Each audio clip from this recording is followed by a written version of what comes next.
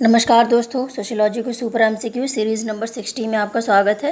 ये MCQs UGC NET JRF assistant professor PGT GDC DTPSB UPSC एवं अन्य समाजशास्त्र संबंधी परीक्षाओं के लिए काफ़ी इंपॉर्टेंट है। तो शुरू करते हैं फ्रेंड्स। क्वेश्चन नंबर 1 है कि यह मान लेना सर्वथा अनुचित होगा कि अस्पृश्यता समाप्त करने की घोषणा कर देने से ही अस्पृश्यता की सामाजिक निरोगताएँ समाप्त हो गई हैं। ये किसका कथन है? तो ये किसका कथन है? B.R. अम्बेडकर का। ठीक है, उन्होंने कहा है कि अस्पृश्यता को लेकर जो घोषणाएं की जा रही हैं, जो कानून बन रहे हैं, इससे अस्पृश्यता समाप्त नहीं होगी। ठीक है, और ये जो सामाजिक निरोगताएं हैं कि अस्पृश्य लोग ये नहीं कर सकते, वो नहीं छू सकते, ये सब चीज़ें ऐसे समाप्त नहीं हो जाएंगी। ये बात अम्बेडकर ने बोली है। ठीक है, और उन्होंने इसका उपाय क्या बताया था? उपाय ये बताया था इन्होंने कि जो अस्पृश्यता है, जो छुआछूत है, जो अस्पृश्य लोगों के प्रति जो दृष्टिकोण है, इसको तभी दूर किया जा सकता है जब रक्त का मिश्रण हो, यानी अंतरजातीय विवाह हो। तो ये भी याद रखिएगा कि इन्होंने जाति की समाप्ति के लिए अंतरजातीय विवाह की बात की है। ठीक है, फिर देखिए क्वेश्चन नंबर 2 है कि निम्नलिखित में से कौन सी पुस्तक राधा कमल मुखर्जी की मृत्यु के पश्चात प्रकाशित हुई? तो वो कौन सी पुस्तक थी? पहला है cosmic art of India, oneness of Mankind, the song of the self supreme, या फिर द स्ट्रक्चर ऑफ वैल्यूज़। तो देखिए फ्रेंड्स, वो पुस्तक कौन सी है? The song of the self supreme. ठीक है, आंसर नंबर सी सही हो जाएगा। फिर देखिए क्वेश्चन नंबर 3 है कि निम्नलिखित में से किस अवधारणा का राधा कमल मुखर्जी ने विरोध किया है? तो उन्होंने कौन सी अवधारणा का विरोध किया है? तो देखिए उन्होंने क्षेत्रीयतावाद की अवधारणा दी है। ठीक है, प्रादेशिकता की अवधारणा उन्होंने दी है, तो इसका उन्होंने विरोध नहीं किया है। क्षेत्रीय समाजशास्त्र यानी प्रादेशिक समाजशास्त्र की बात उन्होंने की है, और उनके चैप्टर में मैंने अच्छे से इसको समझाया हुआ है, तो आप एक बार राधा कमल मुखर्जी का चैप्टर देख लीजिएगा।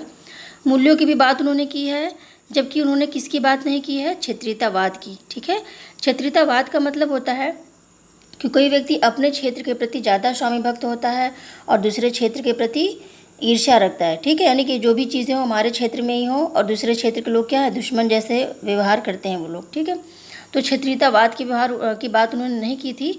हाँ, उन्होंने क्षेत्रीयता की बात की थी, प्रादेशिकता की, कि जो समाजशास्त्र है ये प्रत्येक क्षेत्र के आधार पर हम उसको देखना चाहिए। ठीक है, जैसे कहीं का खान पान अलग है, कहीं पे पहनावा अलग है, कहीं के रीति रिवाज अलग हैं। ठीक है, तो वहाँ के क्षेत्र के अनुसार वहाँ जैसे मान लो जहाँ पे बहुत ठंड पड़ती है, तो वहाँ पे जो भी चीज़ें होंगी, जो भी रीति रिवाज होंगे, वो ऐसे टाइम पे होंगे जब ठंड थोड़ा कम हो। ठीक है, और वहाँ के खान पान भी ऐसे होंगे ज़्यादातर जिससे शरीर में गर्मी उत्पन्न हो। ठीक है, कपड़े भी ऐसे ही होंगे जिससे शरीर में गर्मी उत्पन्न हो। तो हर जगह का जो अलग अलग क्षेत्र का एक समाजशास्त्र होता है। ठीक है, तो उसके सूक्ष्म जो चीज़ें होती हैं, सूक्ष्म अध्ययन, तो इसी की बात उन्होंने की है राधा कमल मुखर्जी ने, कि जब हम समाजशास्त्र की बात करें तो हमको क्षेत्रीयता के अंतर्गत समाजशास्त्र की बात करनी चाहिए। हर क्षेत्र का अलग अलग समाजशास्त्र होता है, ये बात उन्होंने कही है। तो उनके चैप्टर मैंने अच्छे से बताया है, तो आप उसको देख लीजिएगा।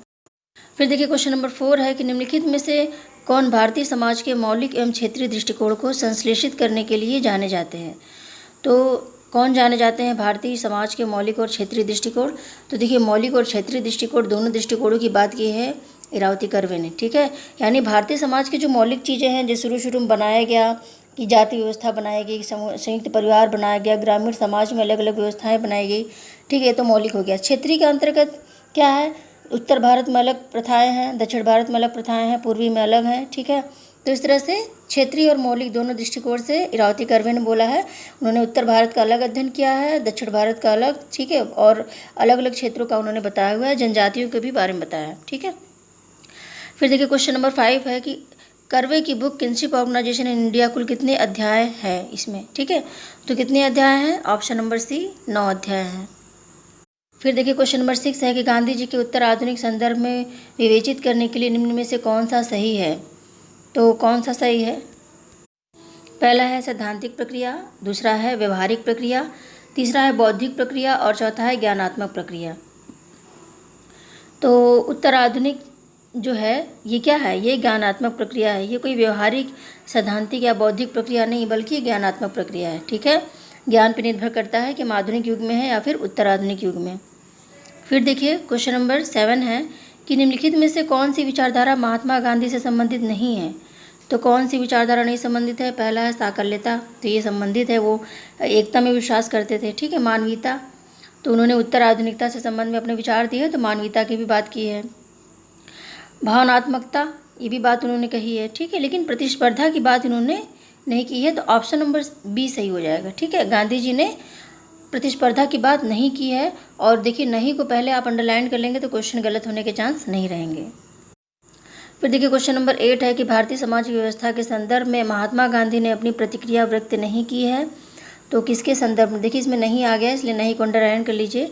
तो इसमें पहला है संप्रदायवाद, आतंकवाद, प्राकृतिक चिकित्सा, प्राणन्यास। तो इन्होंने देखिए सबके बारे में बात की है, लेकिन आतंकवाद की बात इन्होंने नहीं की है। तो याद रखिएगा गांधी जी ने सामाजिक व्यवस्था की बात जो बोली है तो इसमें आतंकवाद इन्होंने सम्मिलित नहीं किया, जबकि प्राकृतिक चिकित्सा, प्राणन्यास और संप्रदायवाद सबके बारे में उन्होंने बताया हुआ है, ठीक है। क्वेश्चन नंबर 9 है, गांधी जी ने अहिंसा का सिद्धांत किस धर्म से लिया।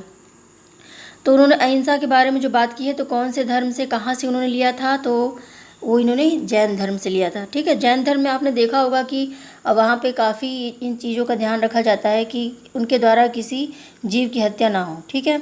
तो उसमें क्या होता है कि पानी को भी वो छान के पीते हैं कि जो भी छोटे मोटे जीवाणु जाने वाले हैं हमारे अंदर ये भी न जाए। तो जैन धर्म सबसे ज़्यादा अहिंसात्मक धर्म है, तो उन्होंने से ही अहिंसा, उन्होंने उसी धर्म से अहिंसा को लिया हुआ है। क्वेश्चन नंबर 10 है कि गांधी जी ने अपने राजनीतिक विचारों में पूर्ण आदर्श राज्य, राम राज्य और उप आदर्श राज्य, अहिंसात्मक समाज की अवधारणा को कहाँ से ग्रहण किया। तो इन्होंने कहाँ से ग्रहण किया था, पहला ऑप्शन है गीता के दर्शन से, दूसरा है अरस्तु के दर्शन से, तीसरा है रस्किन के दर्शन से और चौथा है प्लेटो के दर्शन से, ठीक है। तो देखिए इन्होंने ये जो अवधारणा है इसको ग्रहण किया था प्लेटो के दर्शन से, ठीक है। तो याद रखिएगा इसमें कुछ लोग कंफ्यूज हो जाएंगे, वो लोग गीता के दर्शन से लिख देंगे क्योंकि राम राज्य की बात है, ठीक है। तो ये कन्फ्यूजन वाली चीज़ आप मत पालिए अपने अंदर।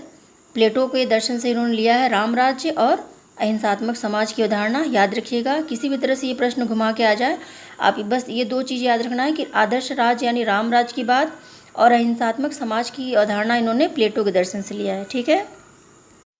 ओके फ्रेंड्स, तो वीडियो को लाइक करें, शेयर करें अपने दोस्तों में ताकि उनको भी इसका लाभ मिले, और यदि चैनल पे पहली बार आए हैं तो चैनल को सब्सक्राइब कर लीजिए क्योंकि ऐसे ही वीडियोज़ आपको मिलने वाले हैं, आपकी पूरी तैयारी होने वाली है। और यदि सब्सक्राइब कर लिया है तो बेल आइकन ज़रूर दबाइए ताकि जब भी मैं कोई वीडियो अपलोड करूँ तो उसकी नोटिफिकेशन आपके पास पहुँच जाए और कोई भी लेक्चर आप मिस ना करें, क्योंकि लेक्चर मिस करेंगे तो क्वेश्चन मिस होंगे। तो मिलते हैं फिर अगले वीडियो में, तब तक के लिए नमस्कार।